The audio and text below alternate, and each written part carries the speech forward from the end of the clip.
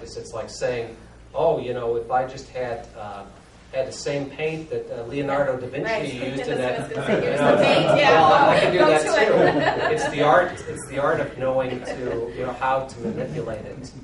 So those are my general thoughts. If you have specific questions, I'd be happy to answer those. It's like making a cake. You use the same recipe, and everyone makes a different taste.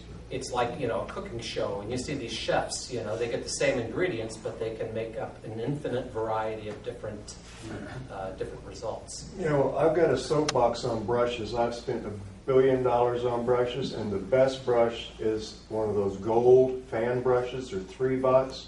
When you put the varnish on, it'll pick up the varnish you don't want, and it puts it down the layer of the thickness of the bristles, and it is so even. And if the varnish is thick, you just go nice and slow, and you can put it on. There's no brush marks when you're done on almost any kind of varnish. It's just fabulous. Okay, I'll go even one better than that. All right. The best brush is no brush at all. Well, and I've varnished numerous instruments without a brush.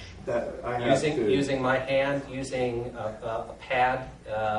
Some people use like a little leather pad. I use a piece of prosthetic foam, and you put it in the varnish, and you're just applying the varnish. If it's the right consistency, I swear to you, I could do it blindfolded and varnish the instrument, and I could make it as even coating as you could possibly want without using a brush. Where do you get that prosthetic? We tried to find it, and then there was things that we knew. Yeah, Bill Scott. I don't know if you know Bill. Yeah, we know him. Okay, so you should be doing it well enough so that I don't see evidence of that style of varnishing.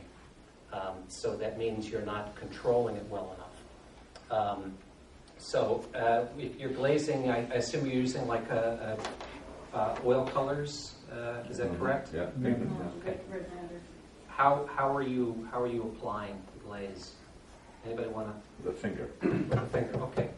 Try it. Well, Go ahead. what I do is I mix a little varnish with it, and then I dab it on there with anything, maybe a piece of sponge or a brush, and then use a paper towel and take most of it off. And then the final thing I do is rub it with the palm of my hand just to kind of. Okay. What I noticed on a lot of the instruments, and it was obvious to me, and again, if you do that system, you don't want it to be obvious. You want it to look natural. And I could see that a lot of people were padding it like that. I could see it's a highly pigmented color is padded on, and I could see where people had brushed, where, because it's a lot of pigment there you're putting on. I could see brush strokes there.